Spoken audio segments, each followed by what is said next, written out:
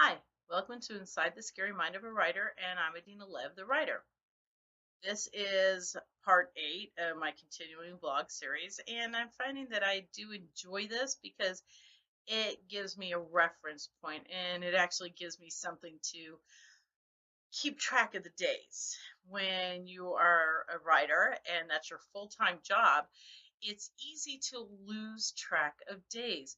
So to have a marker, such as the holidays, or in this case, a continuing blog, I have something to reference a day by. And if I have a goal of doing this every Friday, so post it up on Saturdays, it gives me a point of the week. So, today I'm going to be talking about situations and life experiences that influence how I write these books. That sounds so highfalutin, doesn't it? But it is a solid way to say this is what makes me write these books. Most of the time, it's things that have happened to me in my past, things that have happened to me, or things that I've read about, or things that I've seen other people's life experiences, my children, my husband's, the dogs, people around me, just life situations. So, how does it make in the book and how does it influence? Well, one of the big things is blowing it up. Take something simple. Uh, my husband, when we first got together, I just would hang things in the closet hilly nilly, as long as it was on the right side of the closet, it didn't matter. So, he asked me one time, would you mind terribly putting my shirts so they face all the same direction? And you're high maintenance. Why should I do that? They're hung. What more do you want? And he said, no, because this way, when I go in the closet, I just grab a shirt. It's facing that direction. I pull it off the hanger. I don't have to fight with the hanger. The hanger isn't going to be falling on the floor. And I just pull it off and put it on. That sounds like a reasonable request. Just don't assume I'm going to do it on my side. Just your side. We're good. I'm a bit OCD. Well, okay, so I'm hanging his shirts up and I start putting them in the colors. All the blacks together, all the reds together, all the blues together, all the other. But I don't just stop there. No, put them in grading colors. Light red, dark red stripes. Light red, dark red stripes. Okay, so you see his closet looks like a rainbow of shirts in the appropriate colors or the appropriate sectionings. So in the book, oh, I've decided the title is going to be I Will Survive. Better than crowbar and a velvet glove. I Will Survive.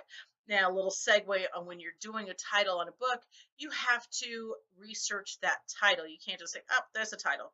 No, you have to research the title and you research it first on the classification, which is fiction, and then the genre, which is suspense. And if any other books have had that title, you need to go for a different title because God forbid somebody clicks on the title on Amazon and it's somebody else's book. They're going to order that book and I'm not going to get the royalty. And we know it's all about getting the royalties. Not really. It's about storytelling and entertaining people in a way that they can take their time with it. So in I Will Survive, the main character Veronica, she's hanging clothes up in Tim's closet and she recalls a incident in her life where Tim told her, look, you're going to hang up all my shirts the correct way. I want them color coordinated. I want all the buttons facing the same way, and I want them 1 inch apart. And if you can't handle this, I will find somebody who can. And in that one instance, I'm writing this, like, what a douchebag. And this woman, she starts to doubt herself. Her intelligence has been insulted, and he's told her he can replace her. So now he's playing on her insecurities, and she doesn't see it at the time. She sees it later on as a recollection when she's already said, I want my freedom. That's not a big spoiler. That's in the first 2 chapters. You find out that she's filed for divorce. So that's not a really big spoiler. And that's another thing is I take one small situation, one small instance wherever I see it, and I blow it up and spin it so that it fits how I want the book to go. In The Lost Princess, I took a storyline. It was an article I read about the royals and how when Prince, oh God, Charles was in his 20s. He was still in university. He came to the United States like spring break, just tour. And I was like, oh, that's sweet. Yeah, yeah, that's really sweet and cute, sweet. So, what if he had gone clubbing with his mates?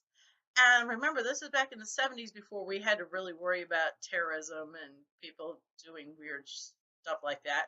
What if he got smitten by a local girl and decided he wanted to be with her? He was going to marry her and he was going to abdicate his role as an heir to the throne. What would happen? So, The Lost Princess is all about that time in Prince Charles's fictional life. So it blew up a situation. It turned it totally and made it a nightmare. A couple of the other books that I've written that you will find on Amazon. See, shameless plug. Conversations, Your Table is Ready. That was my first stab at writing short stories. And it is a conversation, well, it is a collection, thank you. A collection of things you would hear going around a table. Have you ever walked through a restaurant and you're walking past this couple and you know they are fighting and you want to sit there and watch? Can I get the table next to them so I can hear the drama that's going on here? Or you pass another table and you have this sweet old couple. They're in their 80s. They've probably been married forever. And you just want to be near them, hear their stories, hear what they talk about to each other after having been married for 40, 50, 60 years. Those are the kind of things I like to do. I like to listen. I'm a bad eavesdropper slash ear hustler. I will listen to everybody's stories. And one of the challenges in conversations was I have one table, one short story that has no dialogue at all. It's a couple sitting outside of the restaurant in one of those little veranda porch type of sittings, and you see him get a box, a jewelry box from her. He opens it, and in it is a pair of baby booties. And it's all about reflecting, and they're reflecting on each other's lives together that brought them to this point.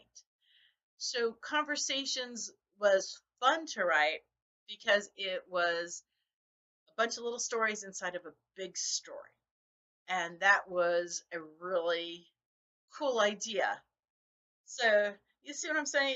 It's like if you've seen Men in Black, the first one, where you look at the little spot on the earth, you know, the city, and it goes to the earth, and then it goes to the universe, and then gets bigger, and you have these aliens playing marbles with our universe. And Conversations is like that. But all the stories were blowing certain situations up and creating a story out of it. That's the challenge in writing, is being able to blow up the story and change things around to how you want it. Sort of like you get to be a god in your own mind. So anyhow, that is going to be the conclusion for this week. And if this is your first time joining me, thank you. I hope you watch the other 7 vlogs. If you've come and watched the other 7, you're on part 8. Thanks for joining me again. If you like this, please give me a thumbs up. If you didn't like it, give me a thumbs down. And if you can, tell me why you didn't. Was it the sound of my voice? Did it sound like nails on a chalkboard? Little segue here. I'm watching this TV program the other day, and they're interviewing this woman, and I had to turn the volume off because the sound of her voice made me want to rip out my eardrums. That part will make it into another. I know she's going to be an ancillary character and I will survive. I just haven't placed where I'm going to put her yet, but I will have a really good description of her voice. So again, this has been Inside the Scary Mind of a Writer, and I'm Adina Lev, the writer, and I look forward to seeing you guys next time. Bye.